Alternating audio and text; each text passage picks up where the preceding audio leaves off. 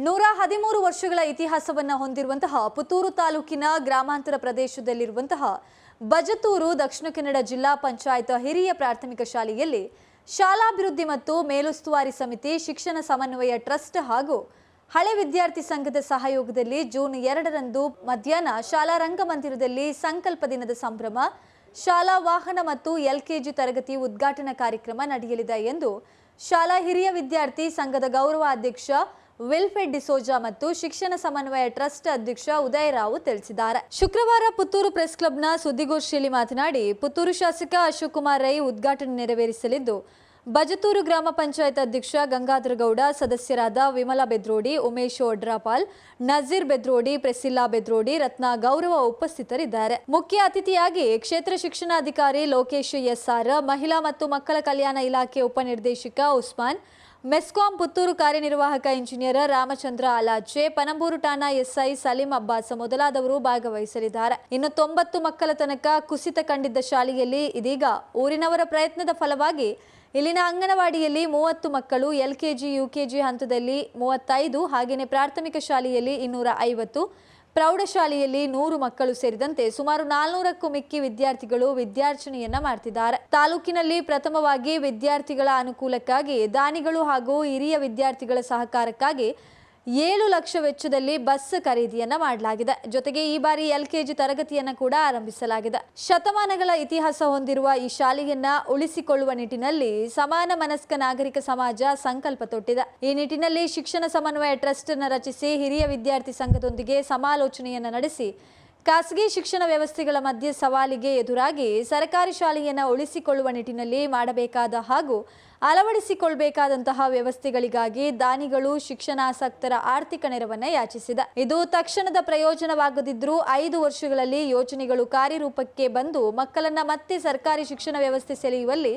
ಯಶಸ್ವಿಯಾಗಿದೆ. ಶಾಲಾ ಪರಿಸ್ಥಿತಿಯನ್ನ ಸುಧಾರಿಸಲು ಪಣತೊಟ್ಟ ಹಿರಿಯ ವಿದ್ಯಾರ್ಥಿಗಳ ಸಂಘ ಆರಂಭದಲ್ಲಿ ಪೂರ್ವ ಪ್ರಾಥಮಿಕ ಶಿಕ್ಷಣದ ಹಂತವಾದ ಯುಕೆ ತರಗತಿಯನ್ನ ಆರಂಭಿಸಿತು. ಹಳೆಯ ವಿದ್ಯಾರ್ಥಿಗಳಿಂದ ದೇಣಿಗೆ ಸಂಗ್ರಹಿಸಿ ಶಾಲೆಯ ಪೂರ್ತಿ ಕಟ್ಟಡಕ್ಕೆ ಸುಣ್ಣ ಬಣ್ಣ ಹಚ್ಚಲಾಯಿತು. ಗೋಡೆಗಳ ಮೇಲೆ ಆಕರ್ಷಕವಾದ ಚಿತ್ರಗಳನ್ನು ಮತ್ತು ಉತ್ತಮ ಸಂದೇಶಗಳ ಬರಹಗಳನ್ನು ಬರೆಸಲಾಯಿತು. ಯುಕೆಜಿ ತರಗತಿಯನ್ನ ಚಿಣ್ಣರಿಗೆ ಅನುಕೂಲವಾದ ಪೀಠೋಪಕರಣಗಳ ಮೂಲಕ ಸುಂದರವಾಗಿ ಸಜ್ಜುಗೊಳಿಸಲಾಯಿತು. ತರಬೇತಿ ಪಡೆದ ಶಿಕ್ಷಕಿ ಮತ್ತು ಸಹಾಯಕಿಯರನ್ನ ಹಳೆಯ ವಿದ್ಯಾರ್ಥಿ ಸಂಘದಿಂದಲೇ ನಿಯೋಜಿಸಿ ವೇತನ ನೀಡುವ ವ್ಯವಸ್ಥೆಯನ್ನು ಕೂಡ ಮಾಡಲಾಗಿದೆ. 2025-26ನೇ ಸಾಲಿನಿಂದಲೇ ಎಲ್ಕೆಜಿ ತರಗತಿ ಆರಂಭಿಸಲಾಗ್ತಾ ಇದೆ. ಪ್ರೌಢಶಾಲೆಯನ್ನ ಪಿಯು ಕಾಲೇಜ್ಗಾಗಿ ಉನ್ನತೀಕರಿಸಲು ಇಲಾಖೆಗೆ ಮನವಿಯನ್ನ ಸಲ್ಲಿಸುವುದರ ಜೊತೆಗೆ ಇದು ಸಾಧ್ಯವಾಗುವ ನಿಟ್ಟಿನಲ್ಲಿ ಪ್ರಯತ್ನವನ್ನ ನಡೆಸಲಾಗ್ತಾ ಇದೆ. ಕರ್ನಾಟಕ ಸರ್ಕಾರದ ಪಬ್ಲಿಕ್ ಸ್ಕೂಲ್ ಪಡೆಯಲು ಸರ್ಕಾರದ ಹಂತದಲ್ಲಿ ನಿರಂತರ ಪ್ರಯತ್ನವನ್ನ ನಡೆಸಲಾಗಿದ್ದು 1-2 ವರ್ಷಗಳಲ್ಲಿ ಮಂಜೂರಾಗುವ ನಿರೀಕ್ಷೆ ಇದೆ ಎಂದು ಮಾಹಿತಿಯನ್ನ ನೀಡಿದ್ರು. ಸುದ್ದಿಗೋಷ್ಠಿಯಲ್ಲಿ ಬಜತೂರು ಶಿಕ್ಷಣ ಸಮನ್ವಯ ಟ್ರಸ್ಟ್ ಕಾರ್ಯದರ್ಶಿ ರಾಮಚಂದ್ರ ಆಲಾಚೆ, ಎಸ್ಟಿಎಂಸಿ ಅಧ್ಯಕ್ಷ ಗೋಪಾಲ ವಾಳುದಡ್ಡು, ಕಾರ್ಯದರ್ಶಿ ಸರ್ಫರಾಜ್, ಮುಖ್ಯ ಶಿಕ್ಷಕ ಮಂಜುನಾಥ್ ಕೆವಿ ಉಪಸ್ಥಿತರಿದ್ದರು. ಆದ್ರೆ ಅಷ್ಟಲ್ಲ, ಸ್ವಲ್ಪ ವಿಶೇಷ ಇದೆ ಈ ಶಾಲೆ. 113 ವರ್ಷಗಳ ಇತಿಹಾಸ ಇರುವಂತ ಶಾಲೆ, ನಾವೆಲ್ಲ ಓದಂತ ಶಾಲೆ. ಇಲ್ಲಿ ಏನು ಕೂತಿದ್ದೀವಿ ನಾವೆಲ್ಲ ಆ ಶಾಲೆಯ ಹಳೆ ವಿದ್ಯಾರ್ಥಿಗಳು.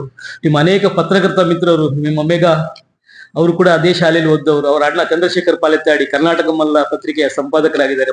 ಅವರು ನನ್ನ ಕ್ಲಾಸ್ಮೇಟ್ ಮತ್ತು ಅವರು ಕೂಡ ಅದೇ ಶಾಲೆಯಲ್ಲಿ ಓದ್ದವರು ತುಂಬಾ ಜನ ಇದ್ದಾರೆ. ತುಂಬಾ ಜನ ಪತ್ರಕರ್ತರು, ಡಾಕ್ಟರ್ಸು, ಜಡ್ಜ್ಗಳಾಗಿದ್ದಾರೆ. ಬಹಳ ಇತಿಹಾಸ ಇರುವಂತ ಶಾಲೆ. ನಾವೆಲ್ಲ ಶಾಲೆಗೆ ಹೋಗುವಾಗ 600-700 ಮಕ್ಕಳು ಇರುವಂತ ಶಾಲೆಯಲ್ಲಿ ಓದ್ತಾ ಇದ್ವಿ. ನಾನು ಕಳೆದ 6 ವರ್ಷಗಳ ಹಿಂದೆ ನನ್ನ ಮೈಸೂರು, ಬೆಂಗಳೂರು, ಹಾಸನ ಬೇರೆ ಕಡೆ ನಾನು ಬೇರೆ ಬೇರೆ ಜವಾಬ್ದಾರಿಗಳನ್ನು ಸರ್ಕಾರ ಜೊತೆ ಕೆಲಸ ಮಾಡ್ತಾ ಇದ್ದೆ. ಬಿಟ್ಟು ಊರಿಗೆ ಬಂದಾಗ ನನಗೆ ಬಹಳ ಬೇಜಾರಾಯಿತು. ನಮ್ಮ ಶಾಲೆ ಸ್ಥಿತಿ ನೋಡಿ, 89-90 ಮಕ್ಕಳಿಗೆ ಇಳಿದಿತ್ತು ಶಾಲೆ. 700 ಮಕ್ಕಳಿದ್ದ ಶಾಲೆ 89-90 ಮಕ್ಕಳ ಹಂತಕ್ಕೆ ತಲುಪಿದೆ ಅಂತ ಹೇಳಿದ್ರೆ ಬಹಳ ಬೇಜಾರಾಯಿತು. ಎಲ್ಲ ವ್ಯವಸ್ಥೆ ಇದೆ. ಒಂದು ಅಂಗನವಾಡಿ ಇದೆ, ಅಲ್ಲೇ ಸರ್ಕಾರಿ ಹಿರಿಯ ಪ್ರಾಥಮಿಕ ಶಾಲೆ ಇದೆ, ಅಲ್ಲೇ ಹೈಸ್ಕೂಲ್ ಇದೆ. ನಮ್ಮ ಹೋರಾಟದ ಮೂಲಕನೇ ಪಡ್ಕೊಂಡ ಶಾಲೆ ಬಜತೂರು ಹೈಸ್ಕೂಲ್. ಅದಕ್ಕೊಂದು ದೊಡ್ಡ ಹೋರಾಟದ ಕಥೆ ಇದೆ. ಅಷ್ಟೆಲ್ಲ ಇದು ಸುಮಾರು 6 ಎಕರೆ ಜಮೀನಿದೆ, ದೊಡ್ಡ ಗ್ರೌಂಡ್ ಇದೆ, ಹೈವೇ ಪಕ್ಕದಲ್ಲೇ ಇದೆ.